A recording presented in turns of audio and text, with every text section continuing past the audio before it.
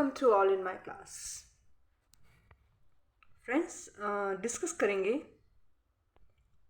About home science. Health हमारा है, health and nutrition का चैप्टर चल रहा है। 2 वीडियो हमने डाल दी है, ये 3rd वीडियो है। एक्चुअली 3rd वीडियो मैंने अपलोड करने मतलब रिकॉर्डिंग कर लिया था, अपलोड कर रही थी, तो वहाँ कुछ there was some glitch and all, तो वो हो नहीं पाया टेक्निकल इशू के कारण। तो अगेन फिर मैं डालती हूँ, ठीक है ना। So without wasting a time let's start. And channel को लाइक कीजिए, सब्सक्राइब कीजिए एंड शेयर कीजिए, राइट। और अपने सजेशंस कृपया बॉक्स में डाला कीजिए, ऑलराइट। कि आपको चीज़ें समझ में आ रही हैं, नहीं आ रही हैं, क्या इशू आ रहा है। जब तक आप बताओगे नहीं, मुझे नहीं समझ में आएगा, ऑलराइट। चलो, तो आगे चलते हैं।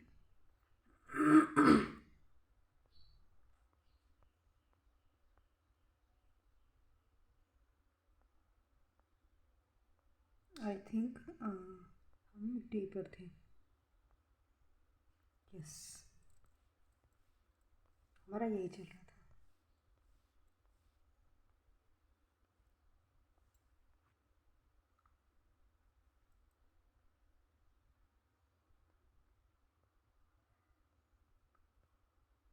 श्वसन तंत्र, ठीक है ना। फेफड़ों की वायु धारिता को किससे मापा जाता है? तो किससे मापा जाता है? स्पायरोमीटर से, राइट। फेफड़ों की जीवन वायु धारिता को स्पायरोमीटर से मापा जाता है। यह फेफड़ों के अंदर से और बाहर हवा की गति को मापने में मदद करता है। इसका प्रयोग अस्थमा, ऑब्स्ट्रक्टिव प्लमोनरी डिजीज और सांस लेने को प्रमाणित करने वाली अन्य स्थितियों के निदान के लिए किया जाता है। फेफड़े की जीवन वायु धारिता में अनुपूरक वायु कितनी होती है? तो अनुपूरक वायु कितनी होती है? 1600 घन सेंटीमीटर।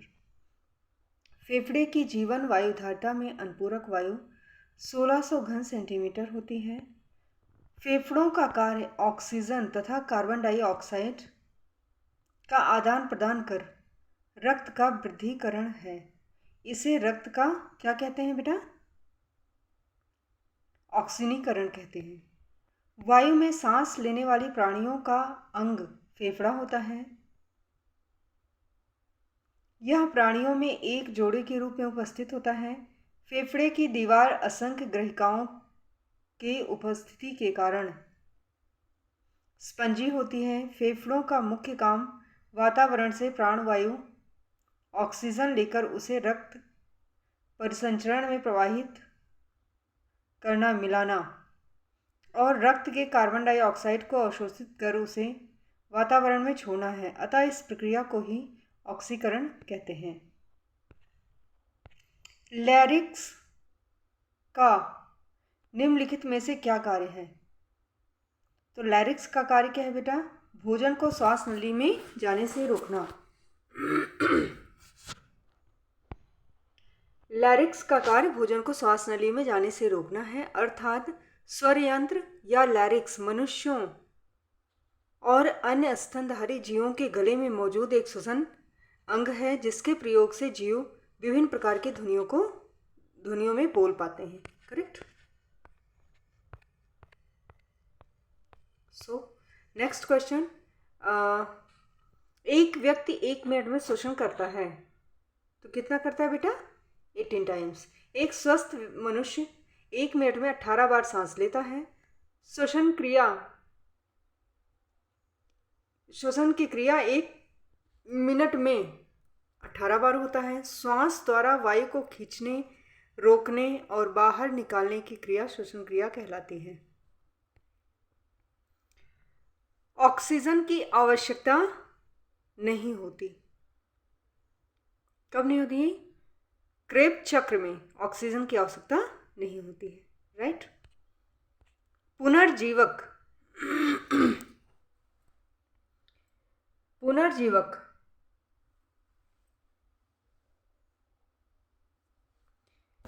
कृत्रिम श्वसन के लिए प्रयुक्त होता है।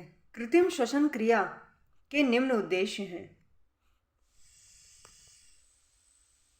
श्वसन तंत्र को उत्तेजित करना, श्वसन को पुनः शुरू करना, वक्ष स्थल पर दबाव देना। कृत्रिम श्वसन देने की 3 विधियां हैं: सिल्वेस्टर विधि, सैफर्स विधि एंड लाबोट विधि। एक रोगी के निश्वासित वायु में अधिक होता है, क्या अधिक होता है? कार्बन डाइऑक्साइड, ठीक है ना। एक रोगी के निश्वासित वायु में कार्बन डाइऑक्साइड की मात्रा अधिक होती है। अतिश्वसन संक्रमणों के संचरण का प्रकार है, क्या प्रकार है? वायुजनित। अतिश्वसन संक्रमणों के संचरण का प्रकार वायुजनित है। श्वसन द्वारा हम निरंतर वायु का सेवन करते हैं। यह सिद्ध हो चुका है कि केवल शुद्ध वायु ही हमारे स्वास्थ्य के लिए उपयोगी एवं लाभदायक होती है। अशुद्ध वायु या प्रदूषित वायु से विभिन्न प्रकार के रोग फैलते हैं।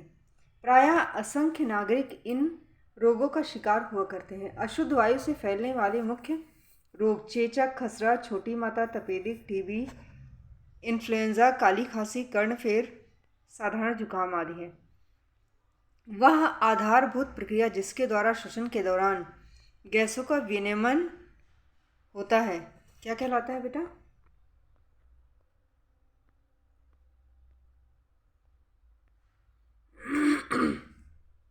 वह आधारभूत प्रक्रिया जिसके द्वारा श्वसन के दौरान गैसों का विनिमय होता है विसरण या डिफ्यूजन कहलाती है। गैसीय विनिमय प्रत्येक अंतःश्वसन की 350 ml वायु से लगभग 69 मिलीलीटर ऑक्सीजन वायु कोष्ठ में आती है और उच्छ्वास के समय वायु के कोष्ठकों से बाहर वापस जाने वाली 350 ml वायु में 48 मिलीलीटर निकल जाती है। इसी को गैसीय विनिमय कहते हैं। पोषक तत्वों के लिए दिए गए मात्रा के ऑक्सीकरण के लिए उत्पादित कार्बन डाइऑक्साइड की मात्रा और प्रयुक्त ऑक्सीजन की मात्रा के अनुपात को श्वसन लब्ध के रूप में परिभाषित किया जाता है। पोषक तत्वों के दिए गए मात्रा के ऑक्सीकरण के लिए उत्पादित कार्बन डाइऑक्साइड की मात्रा और प्रयुक्त ऑक्सीजन की मात्रा का अनुपात श्वसन को लब्ध के रूप में परिभाषित किया जाता है। अंतःश्वसन अंतःश्वसन रक्त कोशिकाओं व ऊतकों के बीच होता है। सजीव कोशिकाओं में भोजन के ऑक्सीकरण के फलस्वरूप ऊर्जा उत्पन्न होने की क्रिया को कोशिकीय श्वसन या अंतःश्वसन कहते हैं।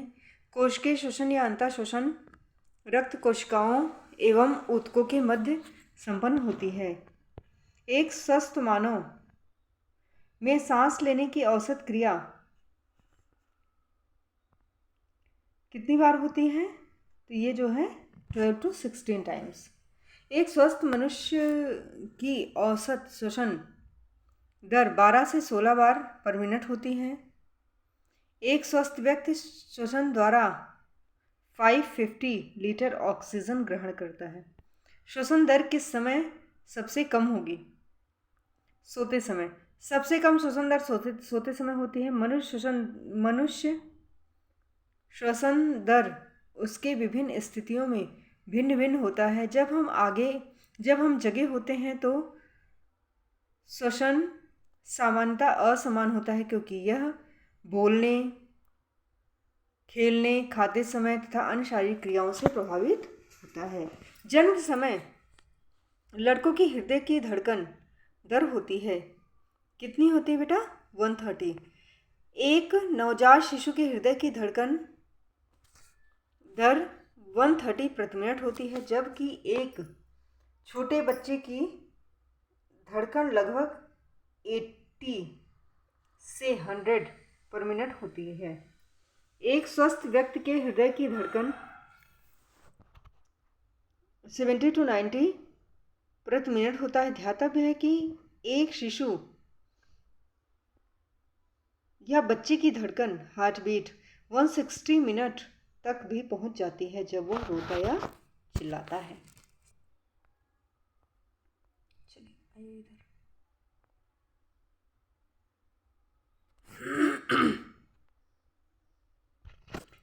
में से शरीर का कौन सा भाग जुकाम से संक्रमित नहीं होता?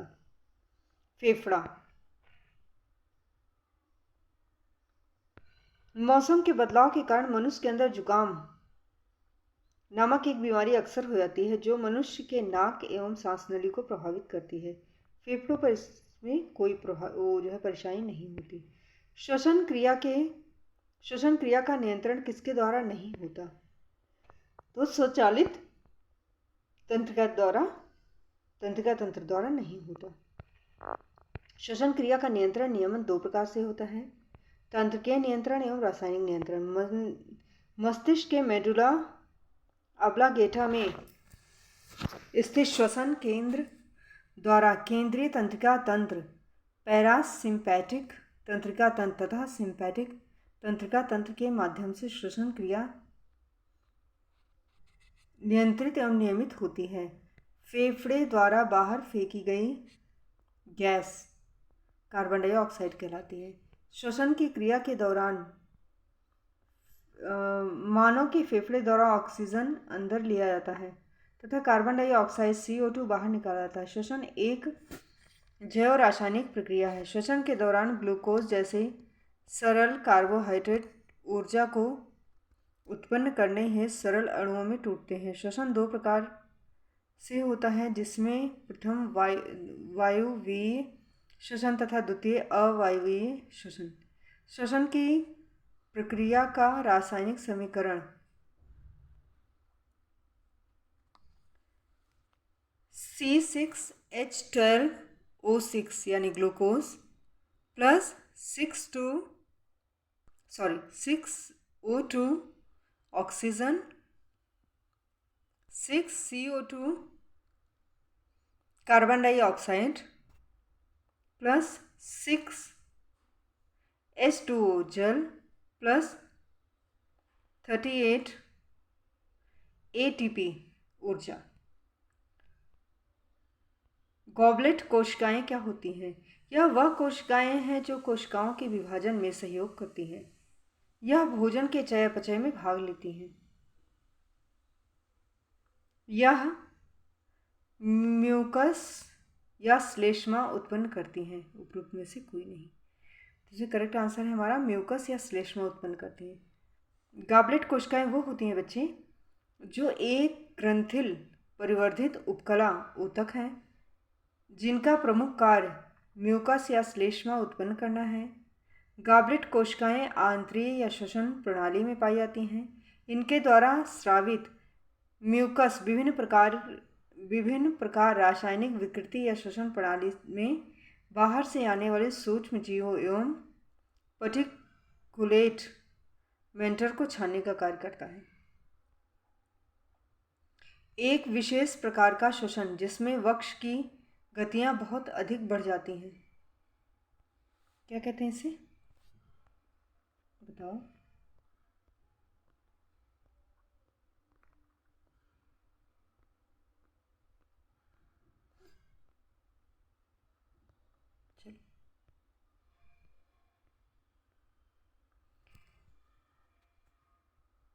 प्रयोदित श्वसन एक विशेष प्रकार का श्वसन है जिसमें वक्ष की गति अधिक बढ़ जाती है। ठीक, तो क्या कहते हैं? प्रयोदित श्वसन। ठीक, श्वसन वह प्रक्रिया है जिसके द्वारा जीवधारी अपने शरीर कोशिकाओं और वातावरण के मध्य गैसों का विनिमय एक्सचेंज करते हैं। श्वसन में जटिल पदार्थों का ऑक्सीकरण तथा विखंडन सरल पदार्थों में होता है, जिससे ऊर्जा की प्राप्ति होती है। एक वयस्क व्यक्ति के दिल की धड़कन की औसत दर 72 टाइम्स पर मिनट। मनुष्य का हृदय हाथ की मुट्ठी के आकार की शंक्वाकार पेशीय अंग है। एक स्वस्थ व्यक्ति के हृदय की धड़कन 1 मिनट में 72 टाइम्स होती है, जबकि बच्चों की 120 टाइम्स, वृद्ध की 60 टाइम्स और भ्रूण अवस्था में 150 टाइम्स। श्वसन की संपूर्ण क्रिया में लगभग कितना समय लगता है? तो कितना समय लगता है? 4 सेकेंड। श्वसन की संपूर्ण क्रिया 4 सेकंड में संपन्न होती है। मनुष्य में इसकी दर लगभग 16 to 20 टाइम्स पर मिनट होती है, जिसमें मनुष्य के प्रत्येक सांस में लगभग 2 सेकंड का निश्वसन तथा 3 सेकंड का उच्छ्वसन होता है। गहरी सांस लेते समय लगभग कितनी वायु फेफड़ों में भरी व निकाली जा सकती है? तो ये आपकी कितनी है? 1640 यानी 1640 घन सेमी। गहरी सांस लेते समय लगभग 1640 घन सेमी वायु फेफड़ों में भरी व निकाली जाती है, जबकि सामान्य श्वसन में लगभग 500 घन सेमी वायु फेफड़ों में भरी व निकाली जाती है। श्वास का मापन स्पायरोमीटर द्वारा किया जाता है। जब हम सांस लेते हैं तो हवा में उपस्थित ऑक्सीजन फेफड़ों के माध्यम से रक्त में अवशोषित हो जाता है, जो शरीर के सभी भागों में पहुंच जाता है। साथ ही कार्बन डाइऑक्साइड को शरीर से लाकर फेफड़ों में छोड़ता है, जो फेफड़ों द्वारा उच्छ्वास के साथ बाहर निकाल दी जाती है। हृदय द्वारा सबसे महत्वपूर्ण कार्य क्या है? तो है ये शुद्ध रक्त को शरीर के विभिन्न भागों में पहुंचाना और अशुद्ध रक्त को फेफड़ों में पहुंचाना। ठीक है। मानव हृदय मुट्ठी के आकार के पेशीय अंग है, जो पंप की भांति कार्य करता है। इसका सबसे प्रमुख कार्य शुद्ध रक्त को शरीर के सभी भागों में पहुंचाना तथा अशुद्ध रक्त को फेफड़ों में पहुंचाना। हृदय शरीर के सभी भागों से ऊर्ध्व महाशिरा निम्न महाशिरा की सहायता में अपने दाहिने अलिंद में संग्रहित करती है, जहां से शुद्ध किए गए रक्त को धमनियों के माध्यम से पूरे शरीर में फैलाती हैं। श्वसन तंत्र में निम्न में से कौन गलत है? कौन सा रॉन्ग है बोल रहा है? कौन सा श्वसन तंत्र नहीं है? तो आप गेस कीजिए। ठीक है ना। और आगे चलते ही बताते हैं आपको। चलो, श्वसन क्रिया में भाग लेने वाले विभिन्न अंग मूल रूप से कौन कौन से हैं?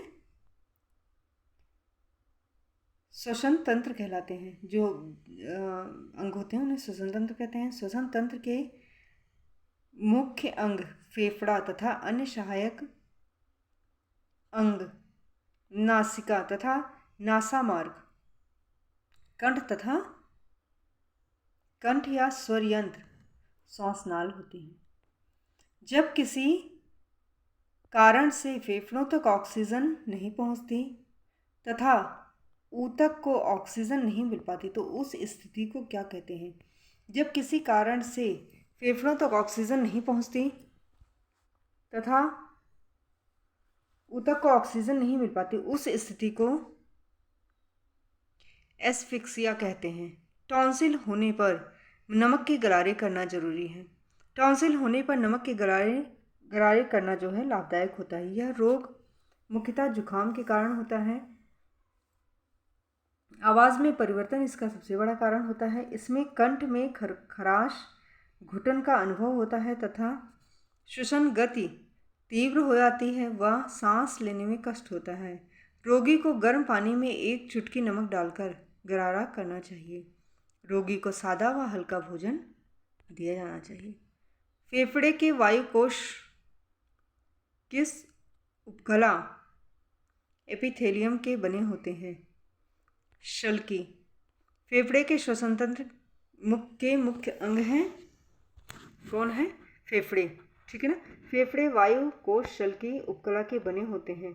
शल्की उपकला के ऊतकों की कोशिकाएं चौड़ी होती हैं। चौड़ी चपटी परस्पर फर्श के टाइल्स के आकार की होती हैं। इनका प्रमुख कार्य रक्षात्मक होता है। बेटा अभी मैं वीडियो ये स्टॉप कर रही हूँ क्योंकि लास्ट टाइम काफ़ी ग्लिच आ गया था। अच्छे से वीडियो पूरा मैंने रिकॉर्डिंग हुई, सब कुछ हुआ, लेकिन लास्ट में प्रॉब्लम आ गई टेक्निकल इश्यूज़ के कारण। अगर सब कुछ ठीक होता है then I will come back again, right. ज़्यादा नहीं है, थोड़ा ही है। एंड फिर मिलते हैं ये देखो है भी, मतलब ऐसा नहीं इतना कम भी नहीं है, बट इतना ज़्यादा भी नहीं है, ठीक है ना। फिर मिलते हैं, तब तक के लिए चैनल को लाइक कीजिए, सब्सक्राइब कीजिए एंड शेयर कीजिए। अपने सजेशंस प्लीज़ दीजिए, प्लीज़ सपोर्ट मी।